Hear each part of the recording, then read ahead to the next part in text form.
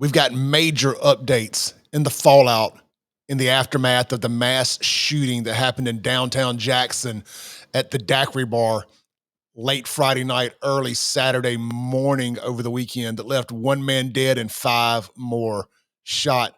We have the victim's name, and I'm going to answer some other questions too. I'm going to ask them and answer them. But first, let's go over to WLBT and get a quick recap on exactly what's going on, and I'll explain everything to y'all as we go. For that update, the Daiquiri Bar in Jackson is closed now until further notice after Saturday's shooting left 5 people hurt and 1 dead. The bar releasing a statement on their Facebook page saying, quote, "We are deeply saddened by the recent incident that occurred at our restaurant. We are working closely with law enforcement to assist with their investigation and ensure that justice is served. Our thoughts and prayers go out to everyone impacted, especially those who were harmed or injured during the incident. The Daiquiri Bar is closed until further notice. Thanks, management." As we first told you, Capitol Police still investigating after 6 people were shot at the business on West Capitol Street. This all happened around 1:30 Saturday morning. 1 person died and the other 5 were taken to the hospital to be treated. No arrests have been made at this time. If you have any information about the shooting, please contact Capitol Police. We'll continue to update you as this is a developing story. All right, so full disclosure here, I used to rent this very nightclub and ran a club in it. Right here, when we had it, it was known as the Joint. It was right there. It's the old Orkin jeweler or Orkin Bank or whatever it was called. It was the Orkin family owned it, and we ran a very safe and successful venture there for 3 or 4 years. Did a lot of live music. Never had any problems. Also owned a nightclub across the street that catered to the same crowd that the Daiquiri Bar caters to, younger, black, urban crowd. Never had a stabbing, never had a shooting. I know the bar set mighty, mighty low there, but I'll circle back in just a minute and explain to you exactly how you too can run a safe nightclub and avoid these type things. We're going to dive into some Facebook posts circulating around about what happened, what people think happened. We're not going to report any of it as material fact, but I think it is good to see everything that's being said about it. Could this have been prevented? And I think the main thing that we can take away from that question is absolutely this could have been prevented. The victim's name has been released here in the last few minutes. I actually just made this video and had to remake it because I wanted to get the most up-to-date current information in it as possible. The victim's name is Niger Devin McGee, pronounced or spelled Niger, Niger Devin McGee, 24-year-old male, I assume from Jackson.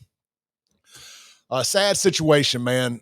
Let's take a dive into this. So I told you I used to own nightclubs. Most of y'all know that about me. I owned a club in Jackson for 10 years, owned multiple clubs in Jackson. The one where this happened at, if you grew up in Jackson in the 90s and 2000s, you may remember that location as Mother's or the University Pub. Like I said, and then it was a gay bar for a while too. My friend Chip owned it when it was that. It was a Dick and Jane's, I believe was the name of it. Yeah, Jack and Jill's was the one out north. This was Dick and Jane's. So we ran successful bars there for a long time and never had any problems outside of the occasional fight. Only one particular demographic likes to take guns in the club and shoot one another, and that's just a sad reality of the current culture in urban black cities like Jackson and Memphis and Shreveport and New Orleans and Baton Rouge and pretty much every major metropolitan city in the Southeast is there is a rich culture of violence. And I don't know any other way to say it. And I don't know how you fix it outside of getting the fathers back in homes, but we've lost a complete generation or 2 or 3 being raised in the matriarchy. So sad situation there. But look, back to me, or back to the clubs, how to prevent this from happening in the clubs. When we had our club across the street, it had stairs. So it was upstairs. You got searched when you came in off the street from the sidewalk. Boom, you got searched, got your ID checked. We stamped your hand with we actually used 2 different color wristbands. We used 2 different color wristbands. We always used a solid color, like a fluorescent green, hot pink, whatever. It changed every night for overage. And we had another one that'd be like a checkered pattern or something broken up, multicolor. That was for underage. And you got a big X on your hand too. All right, you go up to the next phase there, the mezzanine level. You paid to get in, and that's where you got searched a second time. One of the searches was with a wand, and one of them was a physical search. 2 times in 10 years, somebody got something through the first guy and made it to the mezzanine level with a weapon. With a knife one time, a gun another time. We prevented both from making it in the club. And of course, we had to fire the guy at ground level both times because, hey, bro, you got one job. We paid our guys good too. We used a lot of off-duty police officers, military folks. We paid good money. We spent a ton of money. I wish I had some of it back, but you can't put a value on safety and human life, as people are learning more and more today as they open up these clubs and they don't have proper security. In their defense, we weren't dealing with quite the culture rot in the early to mid 2000s, the 20 knots, as they call it, the 20 knots, as we are now. It is the people that were in my clubs that were on the verge of some cultural issues. These are their kids, and they are absolutely out of control. I don't have to tell you that. I ain't breaking any news there. It's a bad situation in these urban Democrat areas like Jackson. So the way you prevent these kind of things is you have proper security, period. End of discussion. You pay whatever it takes. There's some rumors circulating. We're going to look at those now that they possibly could have, these guys possibly could have paid the security guards to let them bring their guns in, or they're at least insinuating that those type of things were commonplace there. Now, again, I'm not reporting that as material fact. I can't confirm that, but I do think it's worth mentioning that the internet is suggesting that. I'm going to try to read some of this broken English. This is over at Jackson Jambalaya. Kingfish has got a great piece over there. It's titled Mass Shooting at the Daiquiri Bar. You need to go read his comment section. It's worth its weight in gold. But here's a couple of the Facebook posts. I had seen these floating around too, so I'm glad he checked it. Now, there's rumor going around that people have been talking all week about they were meeting there to fight each other at the Daiquiri Bar, and nothing was done about it. No extra security was brought in, none of that stuff.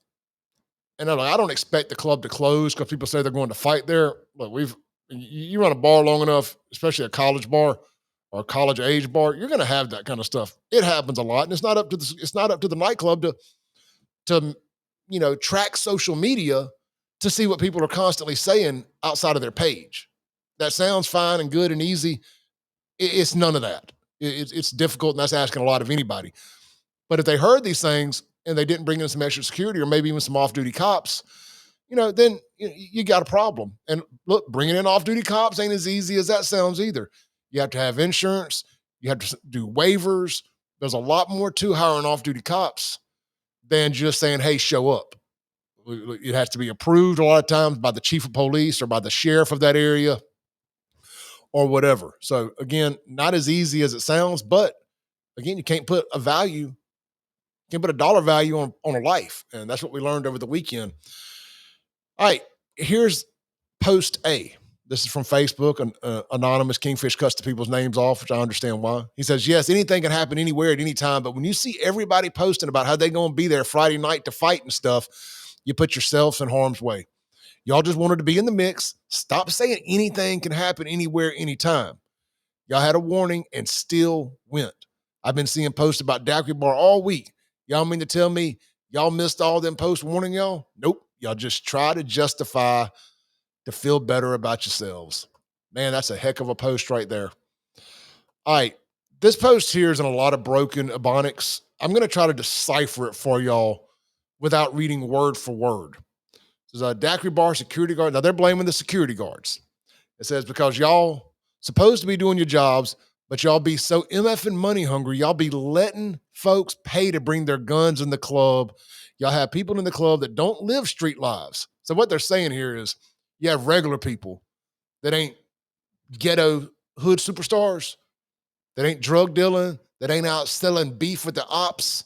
You have them in the club, college kids, blue collar kids, good folks from 2-parent households. You got them in the club trying to have a good time, trying to chase a little tail, drink a little cold drink, shake the booties, whatever. And he got him mixed up with these thugs out here from the streets. And they're also questioning the ability of these security guards, calling them cheap MFers from the hood with these homemade ass security shirts and invest into a real security team, or whoever be over the parties be throwing like, for real, y'all don't even have security patrolling the inside of the club. So what they're saying there is they're questioning the legitimacy of the security team at the club and saying, if you know you're going to be having these rougher crowds in there, you in fact need to have better security. And at the end of the day, that's true. And look, I want to be fully transparent here. I know one of the owners. I don't know if he's legally on paper one of the owners, whatever, but I know the owner. He's not a bad guy. He's owned bars and restaurants in this town for a long time.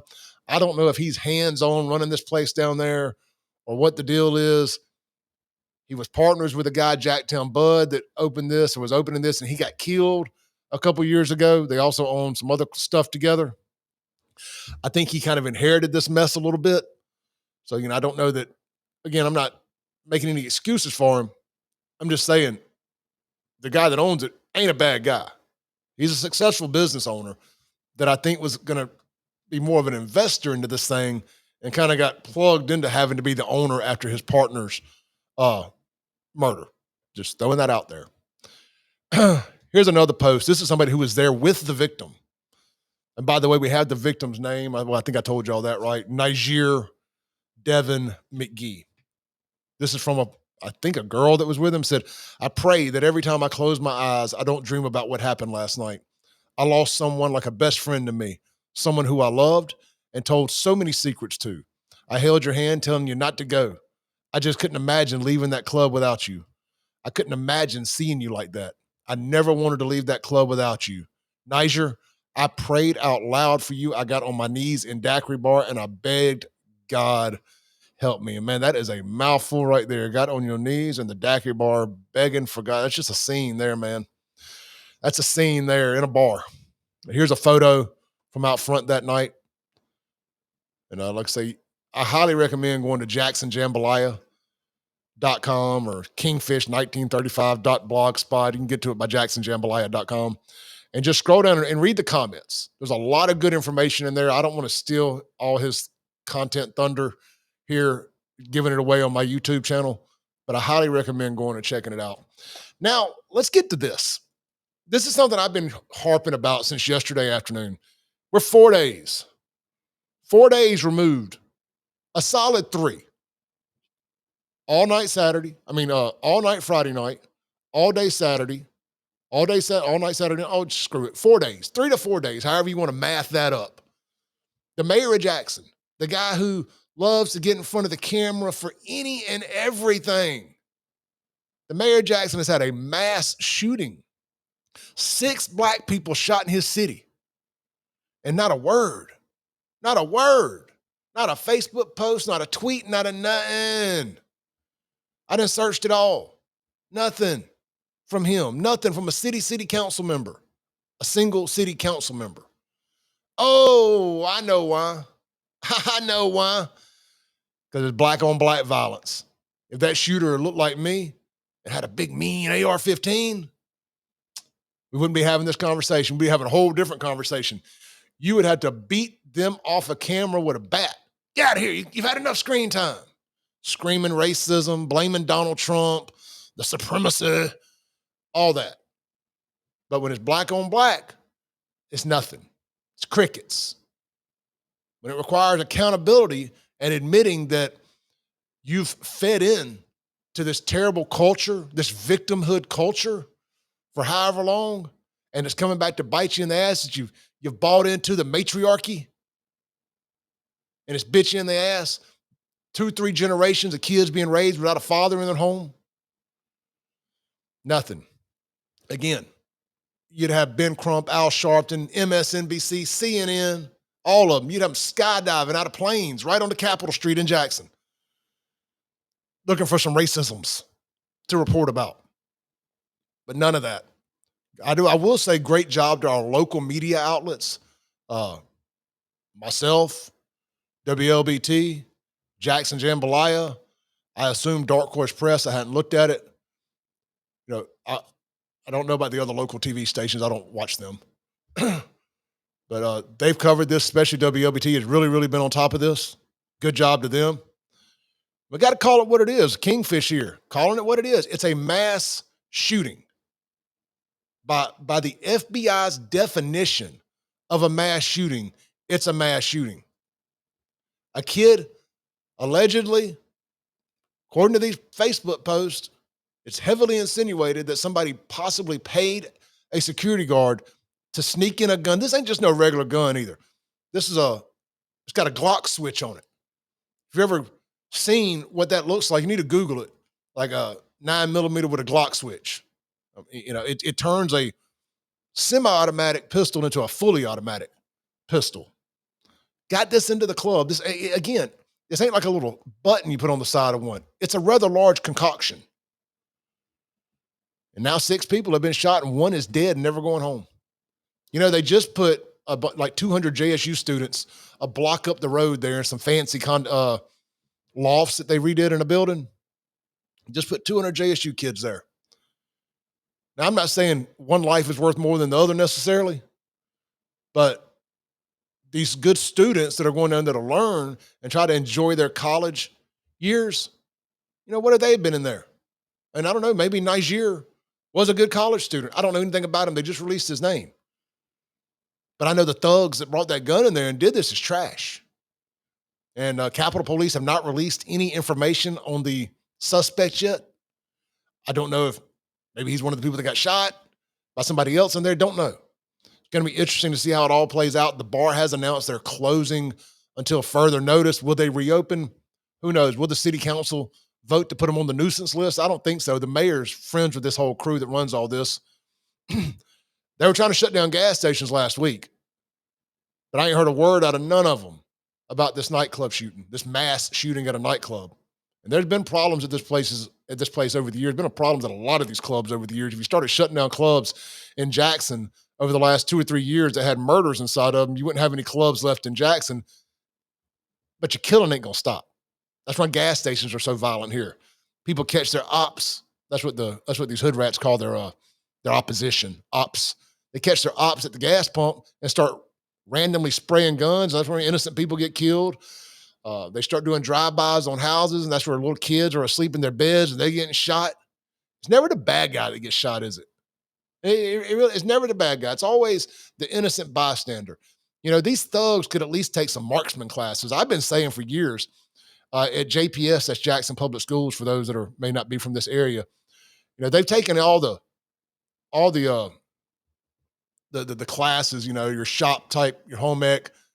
They're taking all those out. They ought to replace them with marksman classes. So at least these folks can hit the intended victim and stop hitting the good guys, or at least the innocent victims. I don't know if they're good guys or not, but innocent victims. All right, man.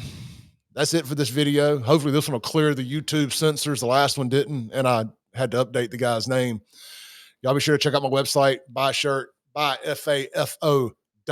I got my F around and find out shirts and the Vote Felon shirts marked down to just $20. Hey, that ain't just shirts. It's caps, flags, and more. Oh, yeah. Did I mention we have tank tops? That's right. Got tank tops. Those are unisex. Men and women can wear them. There's the Vote Felon 2024 shirt. It says, "Make liberals cry again." On the bottom, got a boat, got a shop, got a gym, want to fly a flag, let folks know you bought that life. Get the FAFO flag, and last but not least, the shirt that I got on. It's a tri-blend. It's a tri-blend athletic fit. If you got a little muscles, it's gonna make them look really, really good. And I call it the Mississippi MAGA shirt. God, man, it gets them mad just like the MAGA shirts used to. Oh yeah, I think I got 2 hats left too. Yep, 2 hats left. Also, $20. Use the promo code BUYFAFO.com at checkout, and be sure to hit like, subscribe, share, and always listen to the Clay Edwards Show every Monday through Friday, 7 a.m. to 9 a.m. If you like this content, I do it for 2 hours live on the radio, FM radio, Monday through Friday. If you miss it, you can always check out the podcast. Just search Clay Edwards Show wherever you download podcasts. Stream music, watch videos like YouTube, Rumble, Facebook, etc. It's everywhere. Stay safe. Stay blessed. Avoid young Democrats.